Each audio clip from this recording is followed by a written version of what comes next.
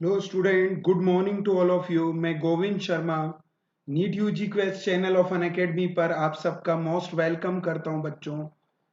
सबसे पहले अपने आप को इंट्रोड्यूस कराना चाहूंगा। मैं 21 ईयर से नीट यूजी के स्टूडेंट को कोटा में फिजिक्स टीच कर रहा हूं। यहाँ के जितने भी टॉप मोस्ट इंस्टीट्यूट है वहां पर मैंने फिजिक्स टीच किया है बच्चों। साथ में टॉप रैंक प्रोड्यूस की है कई बार। और मेरे पढ़ाए हुए स्टूडेंट इंडिया के टॉप मोस्ट मेडिकल कॉलेजेस में स्टडी कर रहे हैं। साथ में उनमें से कुछ तो सुपर स्पेशलिस्ट डॉक्टर बन चुके हैं बच्चों। नीट यूजी को क्रैक करने के लिए इंडिया का लार्जेस्ट लर्निंग प्लेटफॉर्म अनअकैडमी लेकर के आया है unlimited live and recorded courses, वो भी इंडिया के बेस्ट एजुकेटर द्वारा प्रिपेयर किए जाते हैं बच्चों। अब इस नीट यूजी के सब्सक्रिप्शन को अवेल करने के लिए आपको अनअकैडमी का लर्निंग ऐप डाउनलोड करना होगा गूगल के प्ले स्टोर से। और अगर आपके पास आईफोन है ना बच्चों, तो ऐप स्टोर से भी डाउनलोड कर सकते हैं बच्चों।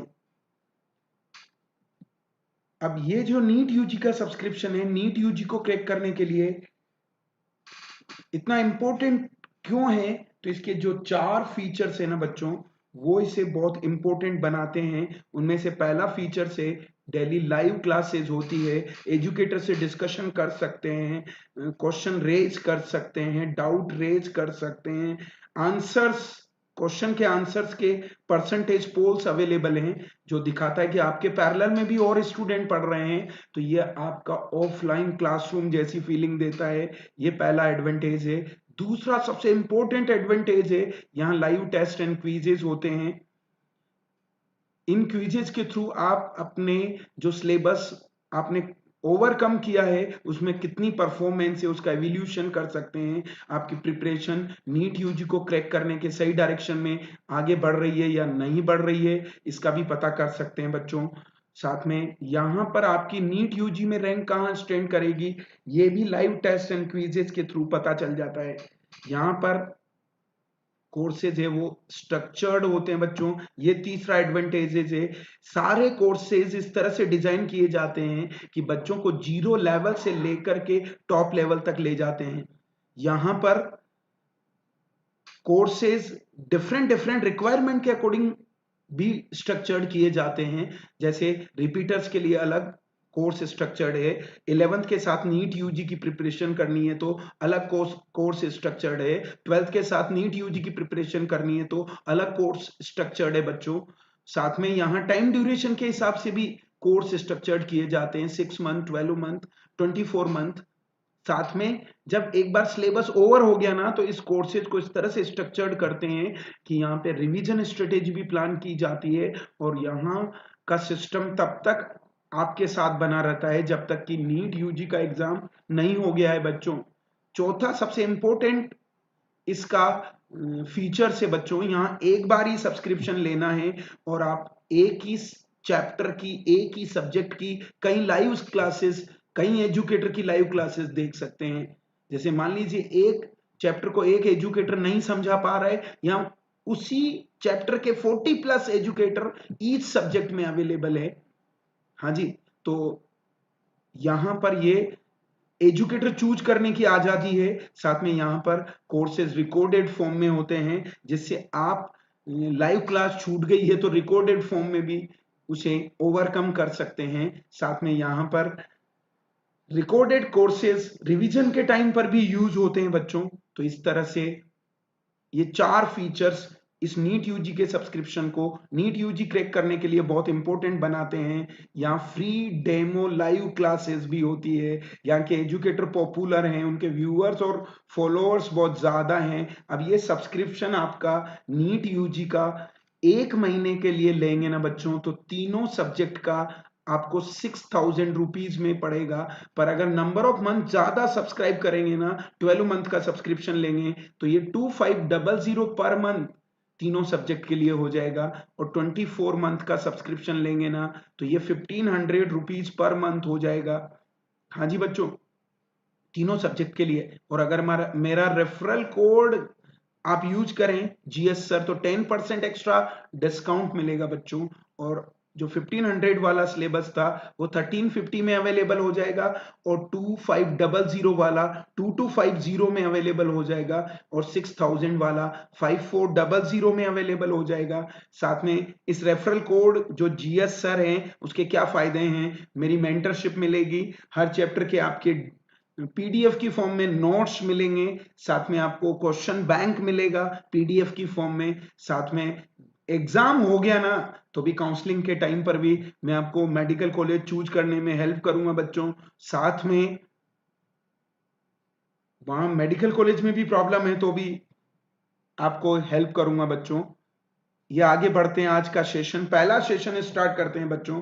ये सबसे बेसिक पार्ट है, unit, dimension, error and vector, तीनों बेसिक चैप्टर। एक एक क्वेश्चन देते हैं नीट में, पता है ना, हर साल एरर से भी आता है, यूनिट डायमेंशन से भी आता है। तो इसके हमने कुछ सेशंस रखे हैं, कुछ छोटी मोटी गलतियां करते हैं बच्चे, वो सब हम यहाँ ओवरकम करेंगे बच्चों। तो ये आगे बढ़ाते हैं बच्चों। पहला क्वेश्चन शुरू होता है, ये नीट 2019 का क्वेश्चन बच्चों। हाँ जी, आपके लिए Ashish Verma ji hi, Sujeet Yadav ji hi, good morning, good morning Moni Godara ji, Ashish Verma ji. Camera अच्छा है बच्चों, कोई दिक्कत ही नहीं है, ग्लिटर कर रहा है। हाँ जी, जुनेद मोहम्मद जी बोलिए बच्चों क्वेश्चन।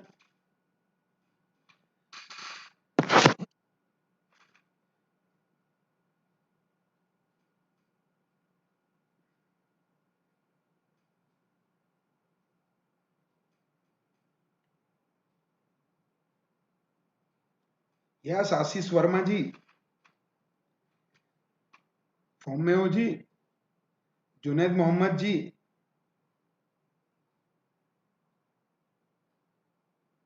बोलो बच्चों। ये सब जगह पूछे जाते हैं ऐसे क्वेश्चन बच्चों, चेक करना सब लोग। एक्स, एक्स क्या होगा बच्चों? ये जो पावर चढ़ी है ना उसे आगे बुला लेते हैं delta x by x, check करना। तो ए पे कितनी पावर है? 2, तो 2 आगे आ जाएगा। ये डेल्टा ए बाई ए, ये परसेंटेज चेंज इन ए है, ये परसेंटेज चेंज इन एक्स है। फिर नेक्स्ट प्लस 1/2 क्या आएगा? डेल्टा बी अपॉन बी आएगा बच्चों। फिर आपका -1/3 डेल्टा सी अपॉन सी आएगा। फिर -3 डेल्टा डी अपॉन डी आएगा। हाँ जी बच्चों, पक्का ना? उठा उठा के भरना है सबका वैल्यू। इसे कहते हैं परसेंटेज चेंज इन एक्स। क्या होगा परसेंटेज चेंज इन एक्स? तो ये क्या होगा? 2 times of percentage change in A. ये यहां भरना है plus half percentage change in B. बोलो बच्चों, माइनस आएगा कि प्लस आएगा? एरर पूछा है ना बच्चों, तो ये माइनस नहीं आएगा, ध्यान रखना। डेल्टा एक्स बाई एक्स तो ये बी में हो गया, लेकिन ये प्लस लिखेंगे एरर है तो, और परसेंटेज चेंज का क्वेश्चन है तो माइनस लिखेंगे। क्यों? एरर प्लस माइनस दोनों होती है बच्चों। तो एरर का अभी तो माइनस लिख सकते हो क्योंकि मैंने परसेंटेज चेंज इन एक्स बोला है। अब वही तो एरर है, एरर में क्या होगा? नेगेटिव वालों को भी पॉजिटिव लेते हैं। जुनेद मोहम्मद जी अभी सही लिखा है क्योंकि हमने एरर नहीं लिखी है। एरर लिखे तो यहां माइनस ही लेना है। लो आपको पूरा लिख दूं, परसेंटेज चेंज इन सी, पक्का -3 times of percentage change in D. बोलो बच्चों ये, पर अब एरर इन एक्स बोले ना, एरर इन एक्स, पक्का बच्चों? तो क्या करेंगे? सारे प्लस लेंगे। ये लो 2 परसेंटेज चेंज इन ए 1%, ध्यान रखना, plus half percentage change in b 2%, फिर माइनस नहीं प्लस आएगा, क्यों, एरर प्लस माइनस होती है बच्चों, तो ये 3% है और ये आपका 4% है सी में। डी में तो कितना आएगा, प्लस 4 इंटू 3%, सॉरी 3 आगे है बच्चों, ये 4%, ये आंसर है बच्चों। तो चेक करना कितना आया, 2% प्लस 1% प्लस 1%, पक्का क्या, और ये 12%, तो कितना हो जाएगा, 16% बच्चों। ध्यान रखना, लेकिन जब परसेंटेज चेंज का क्वेश्चन है तो माइनस ही आएगा, ध्यान रखना, ये भी पूछा जाता है। क्लियर है बच्चों? तो ये 2-3 क्वेश्चनों का बंच है, ये सारे चैप्टरों में यूज होता है फिजिक्स के, उसमें छोटे छोटे क्वेश्चन पूछे जाते हैं। जैसे हम कैपलर्स लॉ पढ़ते हैं, T square is equal to R cube, तो क्या करेंगे, T square is equal to R की पावर 3/2, तो 3/2 को आगे ले आएंगे। ऐसे क्वेश्चन सब जगह बनाए जाते हैं बच्चों। तो 16% आपका आंसर है। अगले क्वेश्चन की ओर बढ़ते हैं, ये शुरू होता है बच्चों अब, हाँ जी,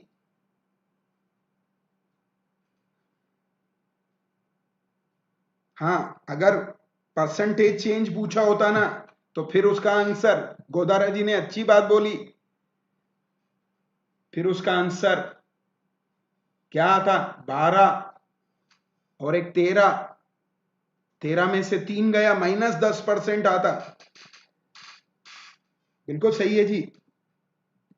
चलिए बच्चों अगला क्वेश्चन,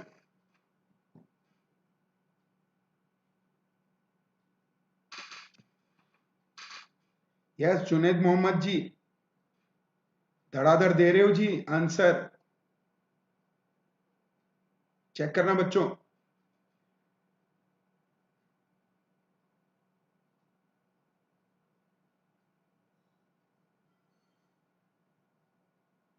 यस वेरी गुड, बहुत अच्छी बात है, सही आंसर दिया है।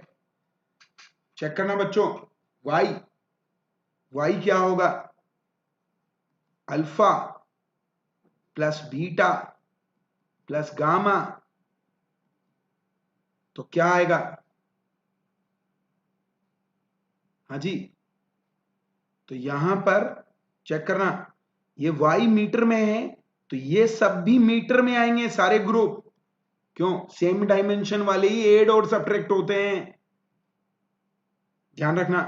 तो चेक करना, इस ग्रुप का अल्फा की यूनिट मीटर है, इस बीटा इंटू टी की भी मीटर है, और गामा इंटू टी स्क्वायर की भी मीटर है। तो बोलो गामा की क्या होगी, मीटर अपॉन टाइम, टाइम मतलब सेकेंड स्क्वायर होगा बच्चों। यस, पक्का क्या बच्चों, तो ये मीटर पर सेकेंड स्क्वायर आएगा बच्चों। बीटा की क्या होगी, मीटर पर सेकेंड, अल्फा की मीटर ओनली, क्यों, ये सारे ग्रुप है ना बच्चों, ये मीटर में आएंगे जी, मीटर में आएंगे जी, पक्का। चलिए बच्चों अगले क्वेश्चन की ओर बढ़ते हैं, ये शुरू होता है अब,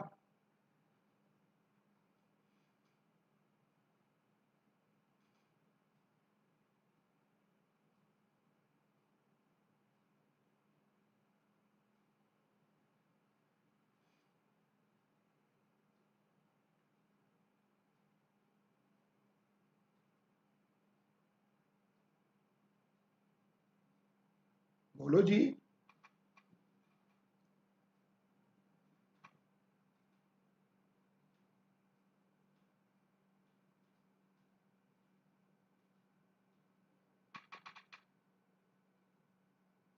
यस वेरी गुड,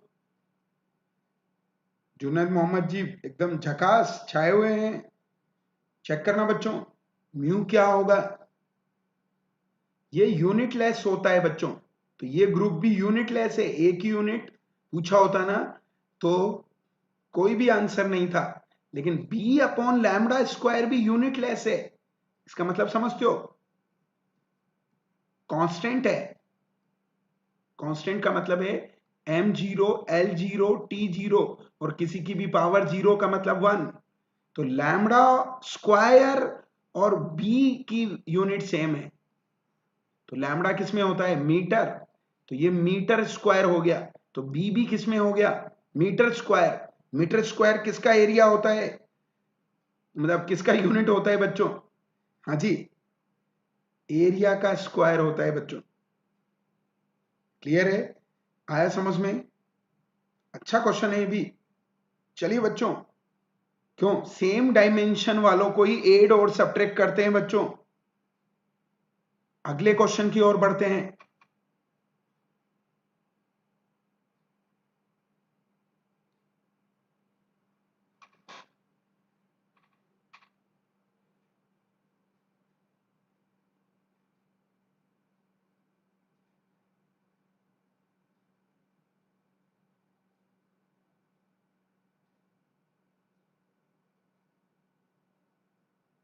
बोलिए बच्चों।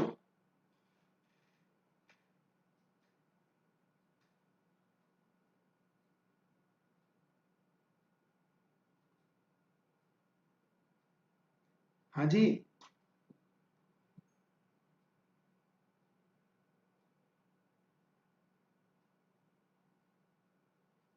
करूंगा जी आशीष वर्मा जी। ये तो बोला था ना, क्लास तो बताया था मैंने, पोस्ट करता हूं मैं चैनल पे। हाँ जी बच्चों,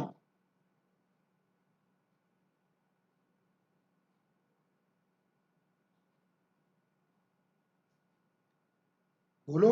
बहुत अच्छा क्वेश्चन है। देखो मैं आपको एक टेक्निक बताऊंगा आज यूनिट एंड डायमेंशन को हैंडल करने की। हाँ जी आकाश शाह जी। चलिए बच्चों, पहले तो इस क्वेश्चन को सोल्व करते हैं, फिर मैं आपको यहां यूनिट डायमेंशन की टेक्निक बताता हूं। एक एक्चुअली मैं भी यूनिट डायमेंशन नहीं पढ़ता, पर सोल्व करने में प्रॉब्लम नहीं आनी चाहिए, फॉर्मूले पढ़ने चाहिए, पर फिजिक्स के फॉर्मूले आपको पता होने चाहिए सारे। चेक करना बच्चों। सबसे पहले तो हीट, हीट क्या होती है? Q is ms delta theta. पता है क्या हीट की वैल्यू?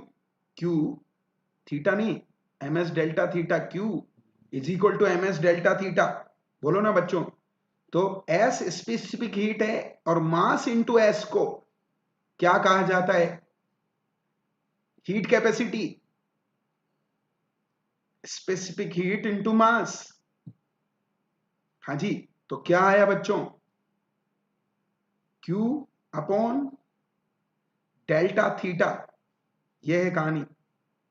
बोलना Q क्या होगा बच्चों? हीट, हीट वर्क डन के इक्वल होगी। वर्क डन क्या होता है? m1 l2 t minus 2। और डेल्टा थीटा क्या होता है? टेम्परेचर। टेम्परेचर किस में आएगा? केल्विन के। ये आंसर है। तो आंसर क्या गया बच्चों? m1 l2 t minus 2 k minus 1। Yes mister Junaid, बिल्कुल सही है। तो आपका आंसर क्या होगा बच्चों? सेकंड होगा। चलो बच्चों, मैं आपको एक टेक्निक बताता हूं। जैसे मुझे कोई भी टिपिकल से टिपिकल डायमेंशंस पूछी जाए ना, तो मैं केवल फॉर्मूले याद रखता हूं। डायमेंशन याद रखना टेढ़ा काम है, क्योंकि कब m1 m2 l2 l-2 lt3 कुछ भी हो जाता है।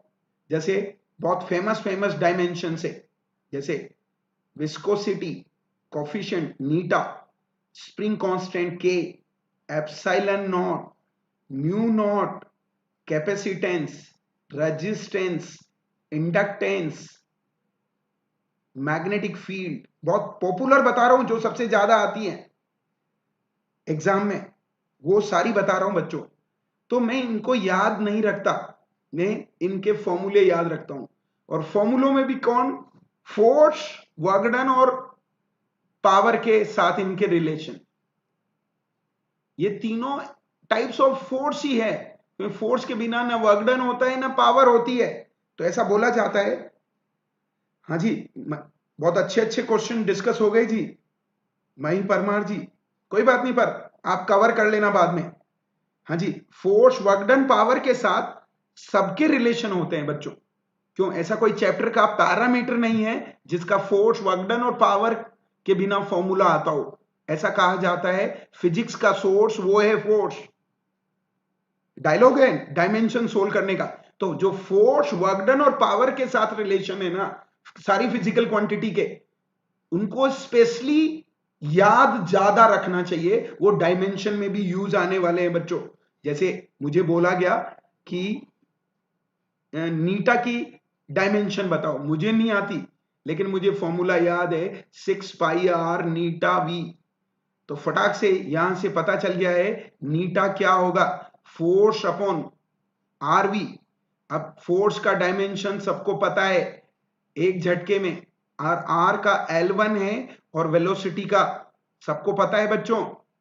यस, ऐसी स्प्रिंग कांस्टेंट अब आप देखते जाना kx, तो x का डिवाइड करना है फोर्स में, एप्सिलॉन नॉट। तो कूलॉम्स लॉ का फॉर्मूला याद है मुझे, क्या होगा Q1 Q2 upon R square. तो बोलो एप्सिलॉन नॉट की डायमेंशन 3 बार आ चुकी है बच्चों। हाँ जी,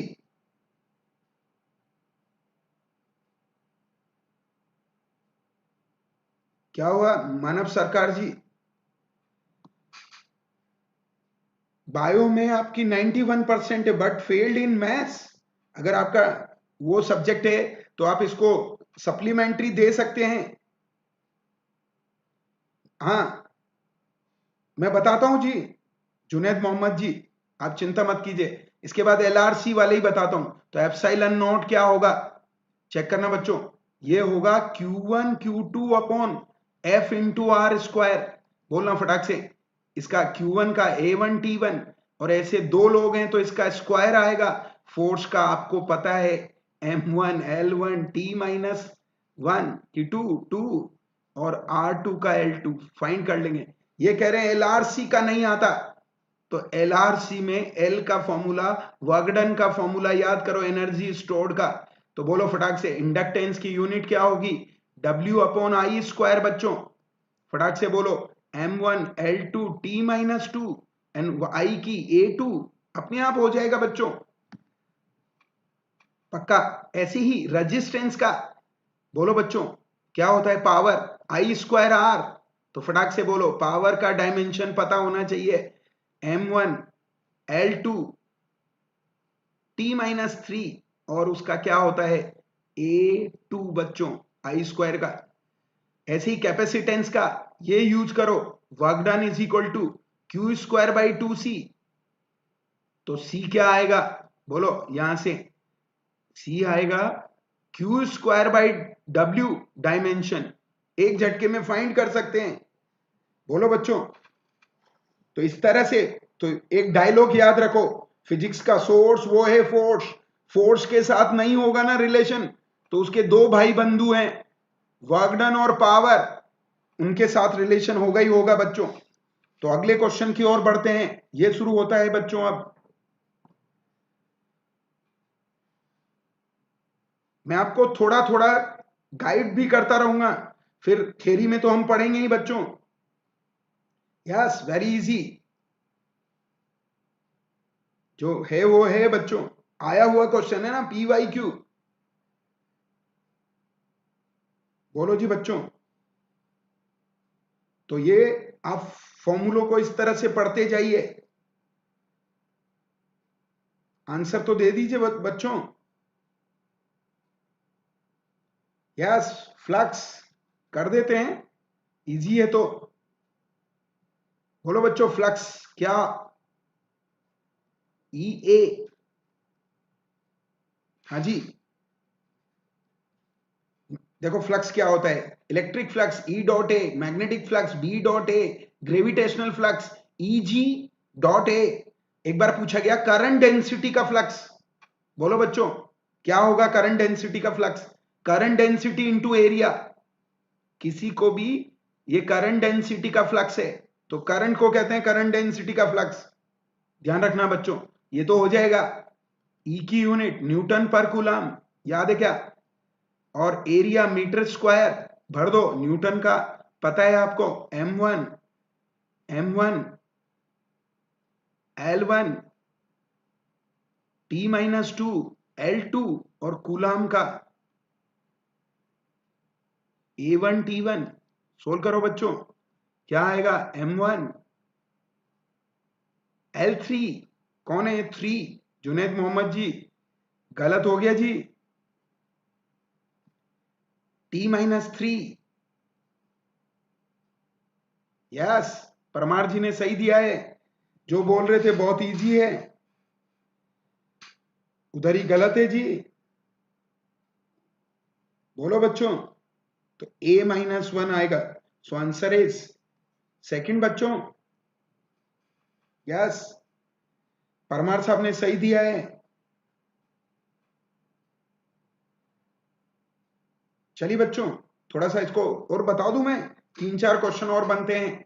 देखो क्या होता है, ये तो इलेक्ट्रिक फ्लक्स था E dot A, magnetic flux B dot A, gravitational flux EG dot A, आपका फ्लक्स आप इंटू एरिया, राधेश्याम का flux Radheshyam into area, Ghanshyam का फ्लक्स घनश्याम इंटू एरिया। तो करंट डेंसिटी का flux current density into area. हाँ जी, वो quantity को एरिया से पेनेट्रेट होने को फ्लक्स कहा जाता है। चलिए बच्चों, अगले क्वेश्चन की ओर बढ़ते हैं। ये है आपके लिए, देखिए कौन करके दिखाता है।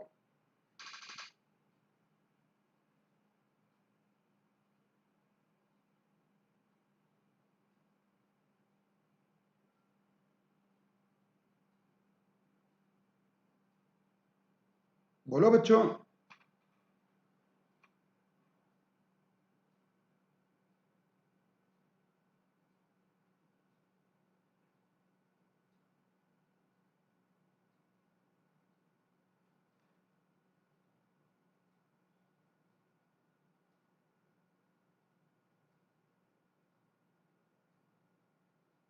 इस बार परमार साहब आपका गलत है, जुनेद जी ने सही आंसर दिया है बच्चों।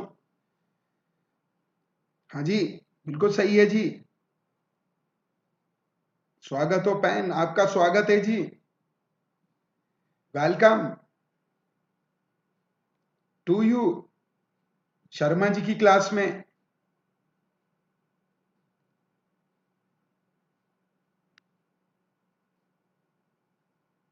पुराने सेशन को रिवीजन प्लान लेके आऊंगा बच्चों, अभी जल्दी। थोड़ा थोड़ा पढ़ते रहो कॉपियों को। हाँ जी, चेक करना बच्चों। सबसे पहले तो क्यों गलत हुआ परमार साहब? अच्छा हूं जी, इधर देखो जी, पहले तो डायमेंशनल लेस नहीं पूछा। डायमेंशनल कांस्टेंट का मतलब है ऐसा कांस्टेंट जिसकी डायमेंशन होती है। पोजीशन रेशो की कोई डायमेंशन नहीं होती बच्चों। क्या होता है ये, पता है क्या? ट्रांसवर्स लेंथ में change, delta D upon delta l by L, ये होता है लॉन्गिट्यूडनल लेंथ में चेंज, फ्रैक्शनल। और ये तो बताओ कोई यूनिट होगी क्या? तो ये यूनिट लेस है। बोलो बच्चों, ये भी यूनिट लेस है। क्यों? डेंसिटी अपॉन डेंसिटी ना,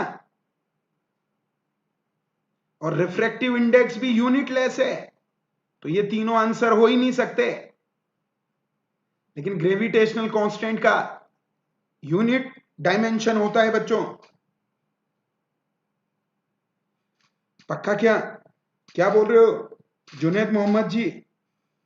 delta d by d, delta l by l, क्या एक बार डिफाइन करूं क्या पोजीशन रेशियो क्या होता है?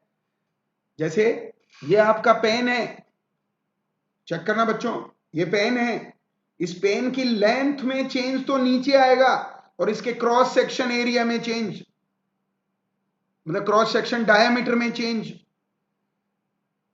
उसको पोजीशन रेशियो कहते हैं।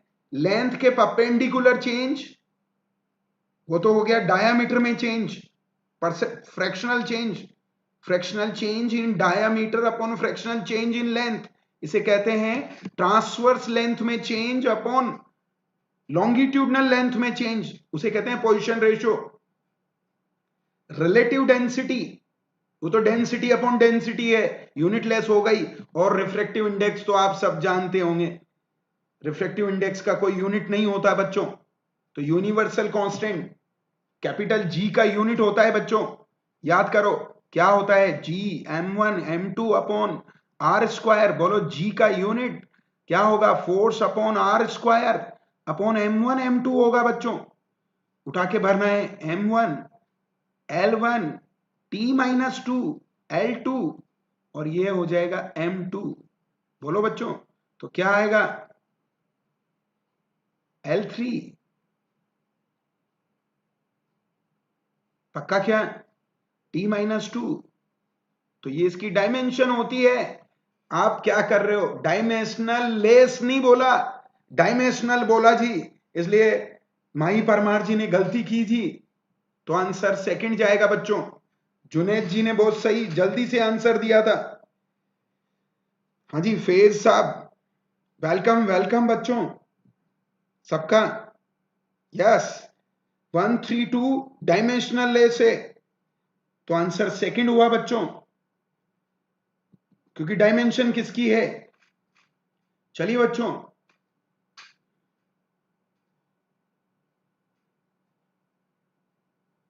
ये भी अच्छा क्वेश्चन है बच्चों।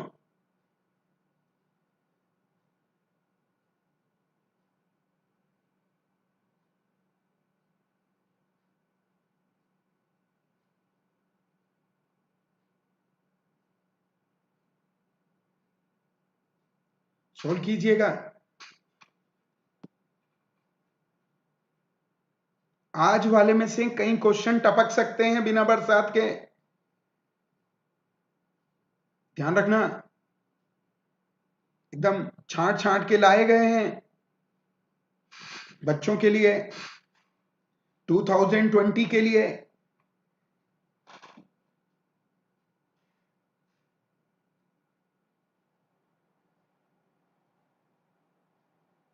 बोलो जी बच्चों,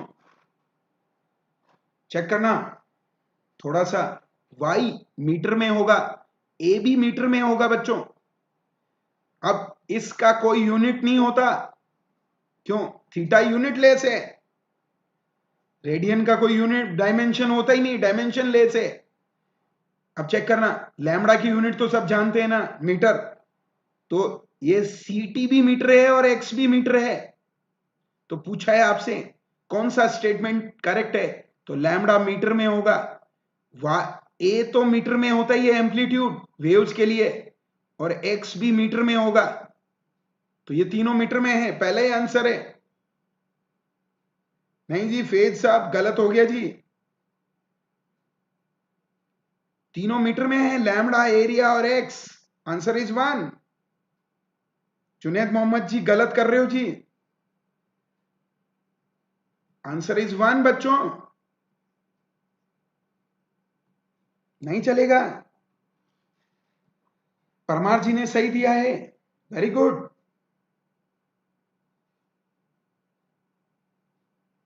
पक्का क्या बच्चों,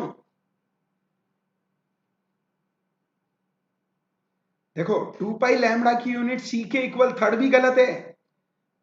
अरे भाई ये सी कौन है, वेलोसिटी ऑफ लाइट ना, वेलोसिटी इनटू टाइम क्या होगा, डिस्टेंस। पक्का, बढ़े आगे, ये लो, तो फिर अगले क्वेश्चन की ओर बढ़ते हैं बच्चों। ये वेक्टर से आपके लिए बच्चों,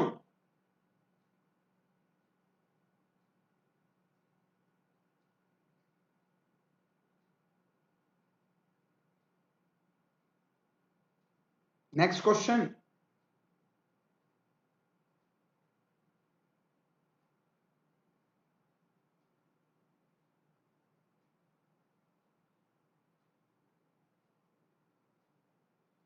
थोड़ा सा एक्सप्लेन करूं क्या, square of the resultant of two forces, दो फोर्सेस का रिजल्टेंट फोर्स क्या होता है, F1 square plus F2 square plus 2F1 F2 cos of theta का स्क्वायर 3 टाइम्स ऑफ 1 के स्क्वायर के इक्वल है। हाँ, इसलिए हिंदी में बोल रहा हूं परमार जी, कोई दिक्कत नहीं है। देखो थोड़ा सा आपको आइडिया दे देता हूं, कर दोगे आप लैंग्वेज से, मत डरिए। यस मिस्टर फेज ने, यस सी सही है। देखो बच्चों, क्या होता है मैग्नीट्यूड, एफ नेट, थोड़ा सा F1 square plus F2 square plus 2F1 F2 cos of theta. बच्चों मैं नहीं कह रहा हूं, ये होता ही है। अब क्या कह रहा है, F1 F2 बराबर है मैग्नीट्यूड में, तो इसका स्क्वायर, इसका जो स्क्वायर है ना, ये नहीं चाहिए। इसका स्क्वायर पता है ना क्या होगा, ये तो अभी वही चल रहा है, स्क्वायर करोगे तो रूट उड़ जाएगा, छतरी उड़ जाएगी, क्योंकि हवा चल रही है तेज, छतरी उड़ाओ जी, छतरी तो उड़ गई ना। तो इसका स्क्वायर आएगा F square plus F square plus 2F square. F F को, इस कॉस थीटा की वैल्यू 3F स्क्वायर है, 3F into F, 3 times of दोनों फोर्सेस का प्रोडक्ट है, ये रहा 3 times of the product of their magnitude. ये है कहानी, और कॉस थीटा फाइंड करना है, तो ये कितना हो गया 2F स्क्वायर।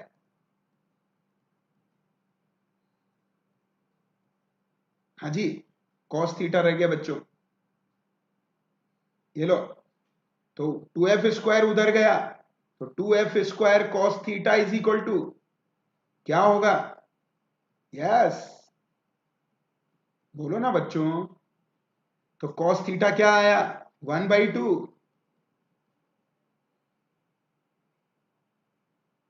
देखो ना, एफ स्क्वायर से एफ स्क्वायर भी कैंसिल हो गया, तो कॉस थीटा क्या आया 1/2, तो थीटा क्या होगा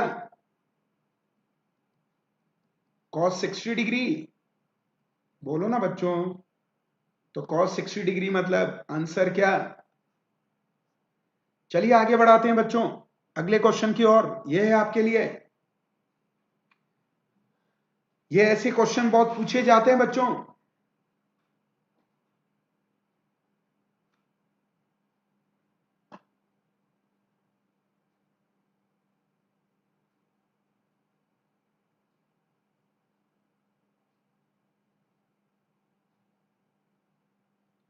इसको आपको अच्छे से समझाऊंगा, किसी का भी प्रोजेक्शन किसी के डायरेक्शन में,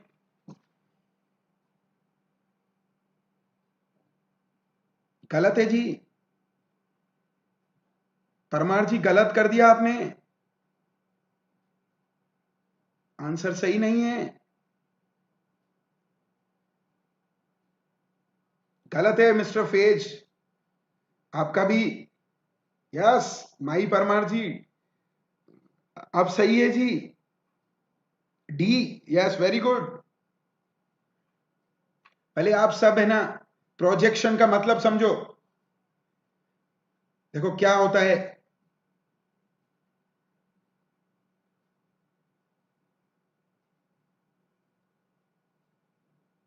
प्रोजेक्शन ऑफ,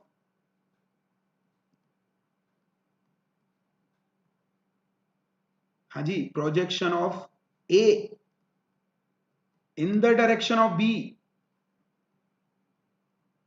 और ए बी के बीच में थीटा एंगल है, इसका मतलब है A cos theta. A cos theta को क्या लिखेंगे, A dot B upon B, उल्टा होता है जिसका प्रोजेक्शन, ये दोनों डॉट प्रोडक्ट, एंड ये मैग्नीट्यूड है बच्चों। सी गलत है, आंसर इज डी बच्चों, फोर्थ। गोदारा जी बिल्कुल सही है, पक्का।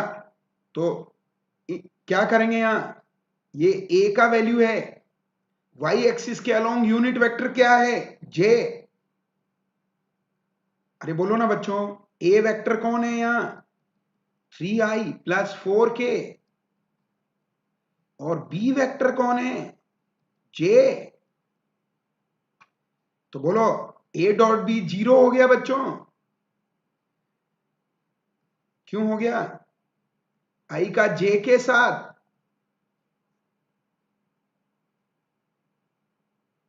ये जे आएगा, यह है projection of this along this या ऑन दिस। बोलो ना बच्चों। नहीं जी महेंद्र जी, बिल्कुल डी आपने सही बोला, आपने पहले गलत बताया था थर्ड। क्या बात कर रहे हो, मैं तो कब से डी बोल रहा हूं जी। डी सही है, डी फॉर डॉग। ये डॉट प्रोडक्ट किसके साथ, जे के साथ, और किसका मैग्नीट्यूड, जे का 1। क्यों, यस वाई के डायरेक्शन में, वाई एक्सिस के डायरेक्शन में यूनिट वेक्टर है बच्चों, सवाल ही पैदा नहीं होता, मैं कब से बोल रहा हूं आंसर इज 4। कई लोगों ने गलत दिया था, किसी ने सेकंड दिया था, मिस्टर फेज। बोलो जी बच्चों। चलिए बच्चों अगले क्वेश्चन की ओर बढ़ते हैं। चलो कोई बात नहीं परमार जी, मैंने गलती की, आपकी बात सही है जी, कुछ नहीं रखा है आउटपुट में, दुनिया को आउटपुट चाहिए। यस बच्चों।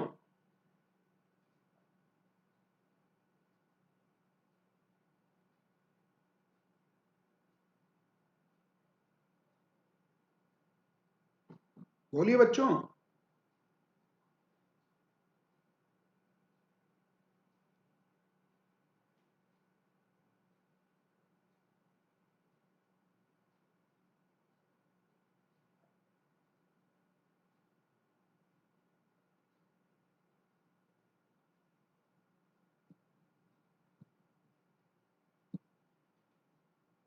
मिस्टर जुनैद मोहम्मद जी, डॉट प्रोडक्ट की भी कोई डायरेक्शन हो सकती क्या, तो वेक्टर स्केलर के अलोंग होगा, ऐसा आंसर दे रहे हो जो पॉसिबल नहीं है। बी डॉट जी सी का आउटपुट है ना बच्चों, स्केलर आएगा। हाँ जी, दो दो सब आंसर दो, चेक करना बच्चों क्या लफड़ा है। ए डॉट बी 0 है, इसका मतलब ए बी के परपेंडिकुलर है। हाँ जी, ए डॉट बी 0 तभी हो सकता है, ये ए डॉट सी 0 है।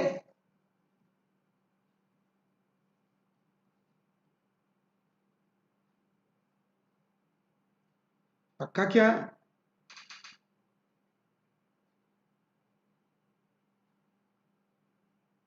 ये भी 0 है।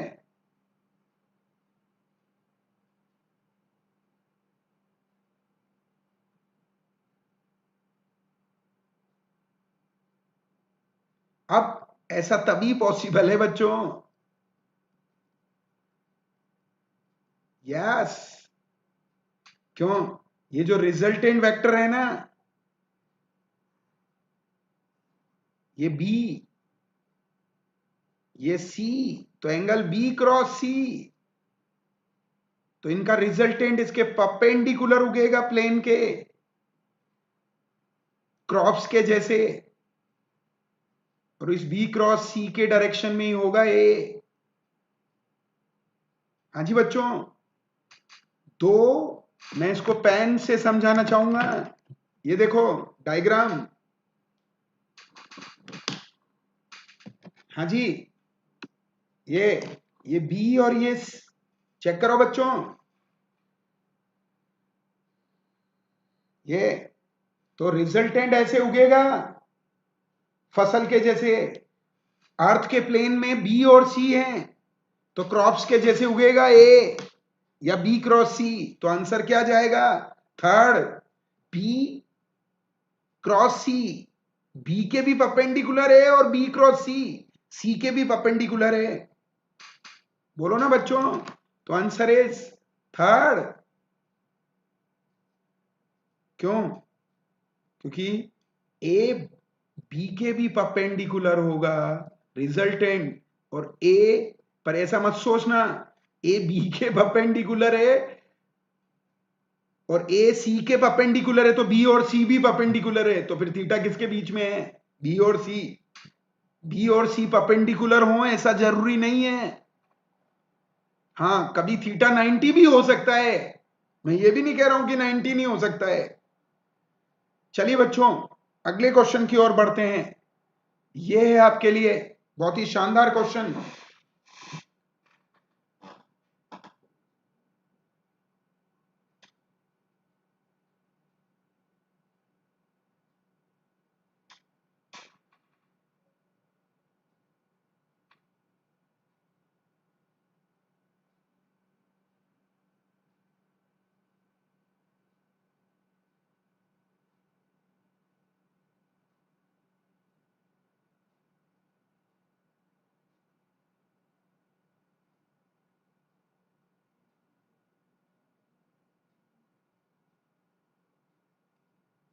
बोलो बच्चों, बहुत ही क्वालिटी क्वेश्चन।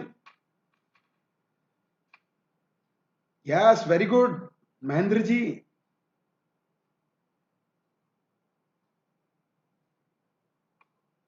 बिल्कुल शानदार।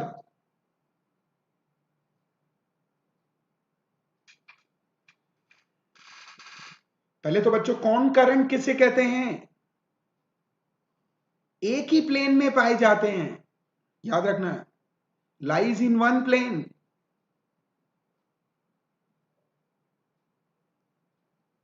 स्ट्रेट लाइन में नहीं, उनको कॉन्ग्रुएंट कहते हैं। जो स्ट्रेट लाइन में होते हैं ना, उनको कॉन्ग्रुएंट कहते हैं, और जो एक प्लेन में होते हैं उन्हें कौन करंट कहते हैं? बोलो जी।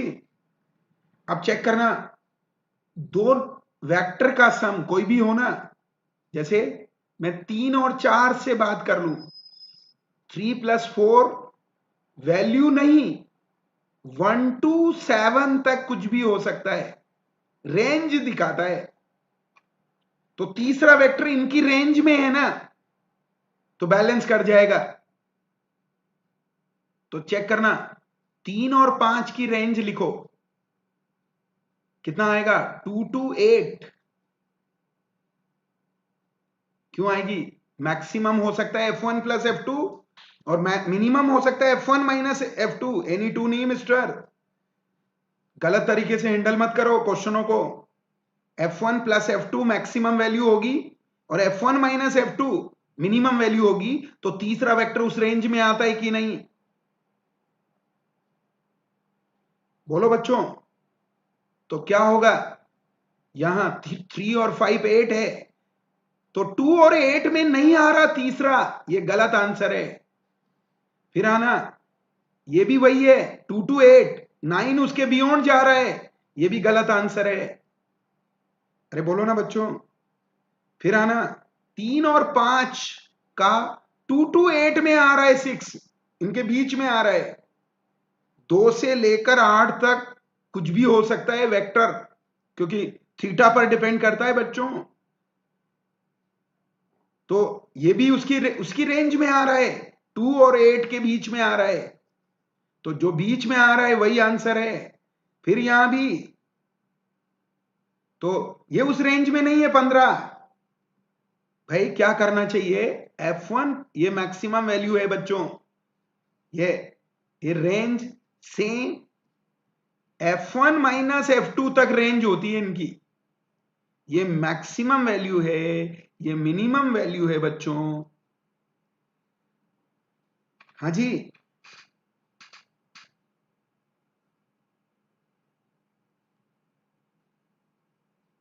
ये अब कोई वेक्टर इसके बीच में है तीसरा, तो कैंसिल कर जाएंगे ना, एक ही प्लेन में लाई करते हैं ऐसे। बोलो ना बच्चों।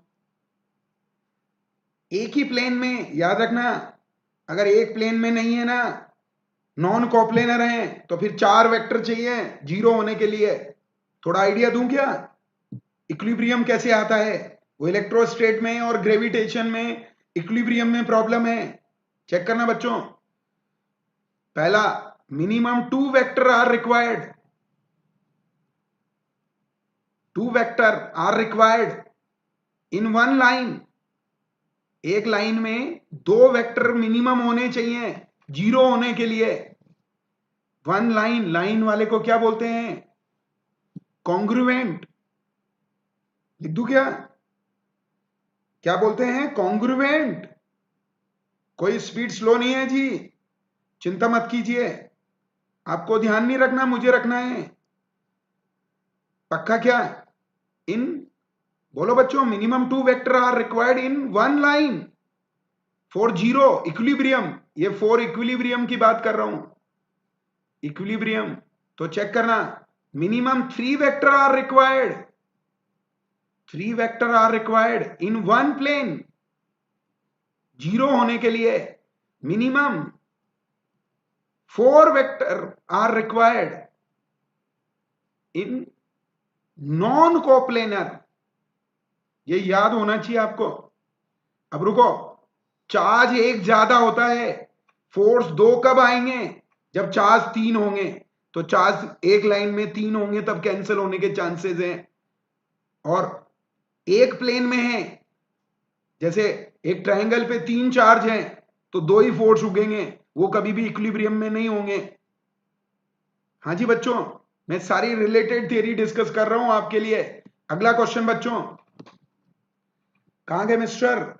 फेज वी के हमारा स्पीड स्लो नहीं है, अप टू राइट टाइम है। वो तो कल क्या हुआ था, एक क्वेश्चन को हमने 2 बार तो डिस्कस कर डाला, और एक तीसरा क्वेश्चन मिस्टर एक ने रिपीट करवा लिया था। अदरवाइज इतनी क्लासें हो गई, हम राइट टाइम चलते हैं जी। चेक करना बच्चों, ये पता होना चाहिए यूनिट वेक्टर किधर किधर होते हैं, कौन से। ए पॉइंट वर्टिकली अपवर्ड्स, देखो बच्चों वर्टिकली अपवर्ड्स है ना, उसको कहते हैं प्लस के केप। ये कई लोगों को मैं पहले समझा चुका हूं। नाक के सामने नॉर्थ, आपकी ओर साउथ, राइट साइड पर ईस्ट, लेफ्ट साइड पर वेस्ट। ये प्लस आई या प्लस एक्स, तीनों का मतलब सेम है। नॉर्थ प्लस जे प्लस वाई का मतलब सेम है वेस्ट, माइनस आई माइनस एक्स का मतलब सेम है साउथ, माइनस जे और माइनस वाई का मतलब सेम है। और डॉट, डॉट का मतलब होता है वर्टिकली अपवर्ड्स। ये जो वर्टिकली अपवर्ड्स दिया ना, एक एरो ऊपर आ रहा है, ये प्लस के केप होता है बच्चों। क्रॉस का मतलब होता है माइनस के केप, और प्लस के केप और माइनस के केप को प्लस जेड और माइनस जेड कहते हैं। अब क्वेश्चन पे आ जाओ, ए पॉइंट वर्टिकली अपवर्ड, तो ए केप किधर होगा? के केप डायरेक्शन में। और B point in north, north में क्या होता है? Plus j. ये लो, ये प्लस जे बच्चों। तो फटाक से बोलो, ए केप क्रॉस बी केप, वही तो डायरेक्शन होगा ना। तो बोलो क्या आएगा? के क्रॉस जे, क्रॉस मल्टीप्लाई आता है। ये क्लॉक बना लीजिए, आई जे के, आई क्रॉस जे के, जे क्रॉस के। तो ये है के क्रॉस जे, उल्टा जा रहा है तो माइनस आई आएगा। इन माइनस आई को कौन सी डायरेक्शन बोलते हैं बच्चों? वेस्ट। यस, पक्का ना बच्चों? ये मैग्नेटिज्म में बहुत काम आता है। बच्चे वहां इसलिए गलती करते हैं, एक रोटेशनल डायनामिक्स। इसलिए मैंने रोटेशनल डायनामिक्स शुरू करने से पहले इसको लिया है बच्चों। चलिए आगे बढ़ाते हैं। ये अगला क्वेश्चन बच्चों, ये रोटेशनल डायनामिक्स नहीं, ये तो एक लिया है मैंने रोटेशनल का भी।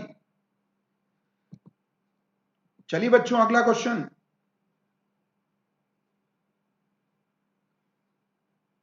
ये तो सब कर देंगे। यूनिट वेक्टर निकालना है, इनके रिजल्टेंट का।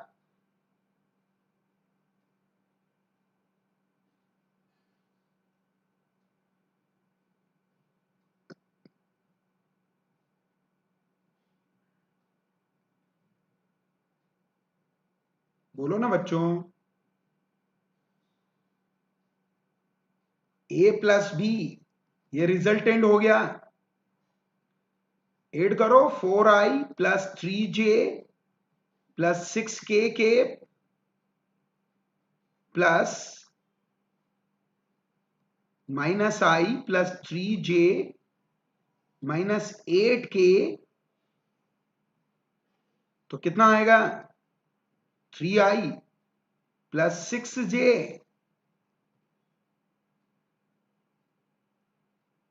Minus 2k।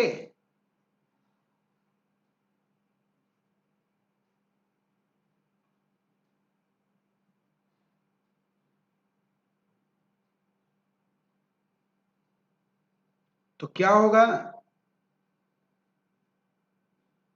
गलत हो गया जी आपका। अभी तो यूनिट वेक्टर चाहिए, तो इसका रिजल्टेंट का डिवाइड करेंगे ना। मान लो ये सी वेक्टर था, तो इसका रिजल्टेंट निकालो जी। सी रिजल्टेंट क्या होगा, सी का 3 का स्क्वायर प्लस 6 का स्क्वायर प्लस 2 का स्क्वायर, बोलो ना बच्चों। 4 प्लस 36 प्लस 9 रूट 49 बच्चों, 7 आया। And what is unit vector, C upon C, तो 1/7 और वैल्यू भर दो बच्चों सी वेक्टर की। Answer is 1।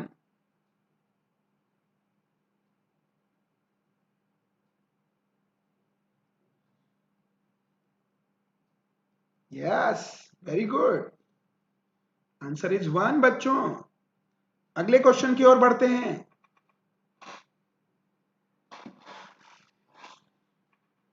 चलिए बच्चों, नेक्स्ट क्वेश्चन, ये भी शानदार है।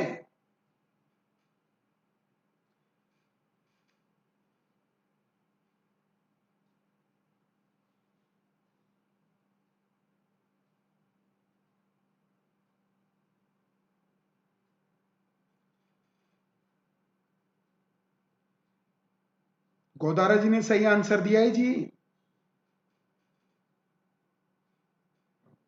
देखो कैसे, ये तो पता है ना, ए बी की डायमेंशन डिफरेंट है, तो डिफरेंट डायमेंशन वाले लोग जुड़ते नहीं है, तो ये गलत हो गया, ये भी गलत हो गया, सब्ट्रैक्शन भी नहीं होता। हाँ जी, और ई अपने ऊपर है ना, उन पावर को नहीं रखता बच्चों, डायमेंशन लेस को रखता है, डायमेंशन लेस। ये ऊपर क्यों, ये कांस्टेंट वालों को ही ऊपर रखता है, तो ए और बी की डायमेंशन सेम नहीं होगी ना, तो ऊपर कांस्टेंट नहीं आएगा, इसलिए ये भी गलत हो गया। अब डिवीजन तो हो ही सकता है ना, तो ये सही हो गया बच्चों, तो आंसर इज 1 बच्चों। ये है आपका लास्ट क्वेश्चन बच्चों, बहुत ही शानदार। कहां गई थी मिस्टर फेज साहब, वी आर ऑन टाइम। ओहो मिश्रा जी, वेलकम वेलकम। मीना जी को नहीं लाए, अकेले अकेले आ जाते हो।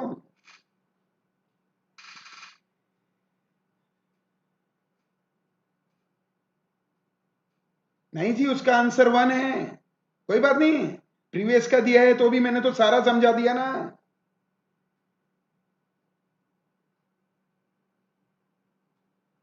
चलिए कोई बात नहीं, पहला आंसर है। आप तो अगले क्वेश्चन पे बढ़ो जी। सो रहे हैं मीना जी, सोल्व करना पड़ेगा जी। बोलो बच्चों, डिटर्मिनेंट से समझाऊं या डायरेक्ट, दोनों तरीके हैं इसके।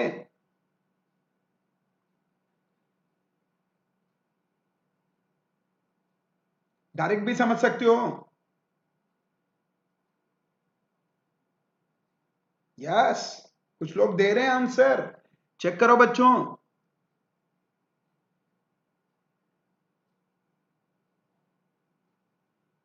डायरेक्ट करना सिखा देता हूं लोग, देखना बच्चों। टॉर्क क्या, आर क्रॉस एफ।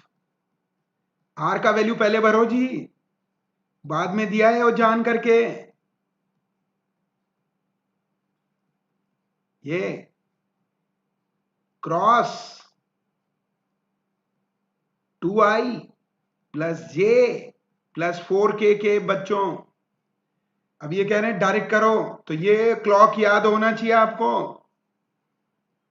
आई जे के, मैं डिटर्मिनेंट से भी बता दूंगा। ओके, थैंक यू आकाश शाह जी।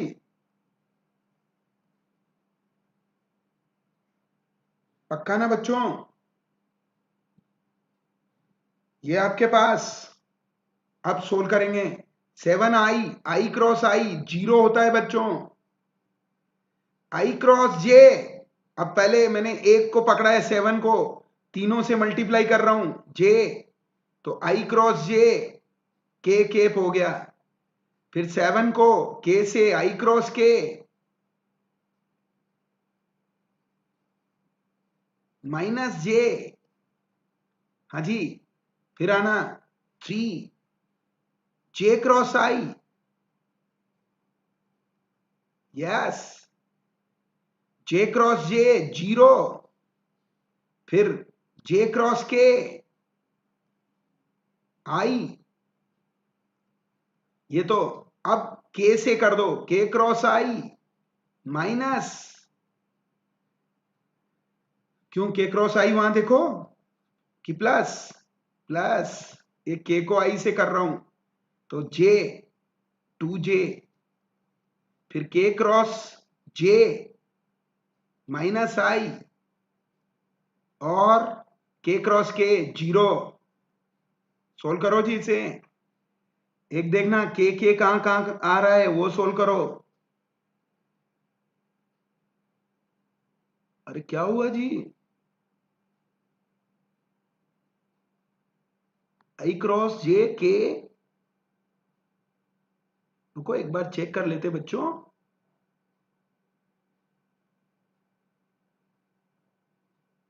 ये क्या हुआ?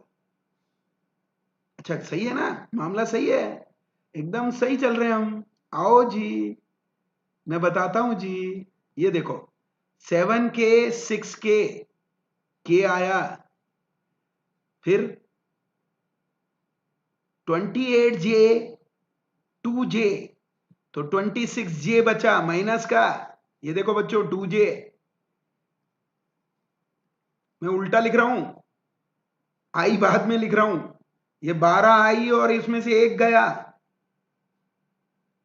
तो 11 आई प्लस का, खत्म हो गया। उल्टा लिख दो आप, उन्होंने ऐसे लिखा हुआ है 11i माइनस 26j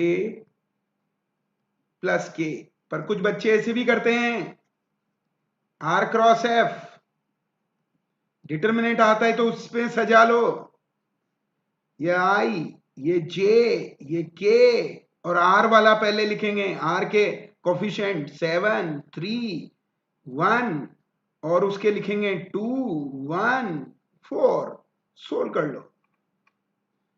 जब आई का कोफिशिएंट निकालना हो तो उसके सामने की रो कॉलम को छोड़ देंगे और इन्हें ऐसे मल्टीप्लाई करेंगे। ले लेंगे जी जुनेद जी, ले लेंगे, आप चिंता मत करो। रोटेशनल के क्वेश्चन कराऊंगा पहले, पीवाईक्यू, फिर शॉर्ट वीडियो भी ले लेंगे। स्पेशल क्लास बना डालते हैं रोटेशनल डायनेमिक्स पर एक।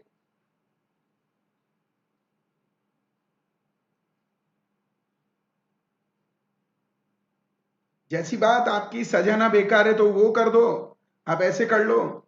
चलिए बच्चों, अगला क्वेश्चन एक छोटा सा ऐसे ही बना दिया आपके लिए, आज का लास्ट क्वेश्चन। किस किस पेयर का डायमेंशन सेम नहीं है? इंपल्स डेल्टा पी को कहते हैं जी। तो क्या आएगा? इंपल्स और मोमेंटम सेम है, कैसे? इंपल्स होता है delta P by P, delta P by delta T. बोलो ना बच्चों, तो डेल्टा पी क्या होगा?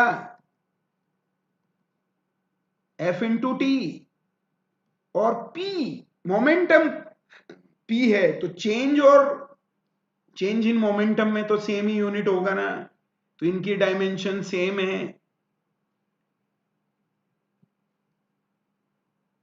किसकी डायमेंशन सेम है? इन दोनों की सेम है बच्चों। फिर एंगुलर मोमेंटम और प्लैंक कांस्टेंट दोनों जूल इनटू सेकंड होते हैं। प्लैंक कांस्टेंट का भी जूल इनटू सेकंड और एंगुलर मोमेंटम का भी जूल इनटू सेकंड।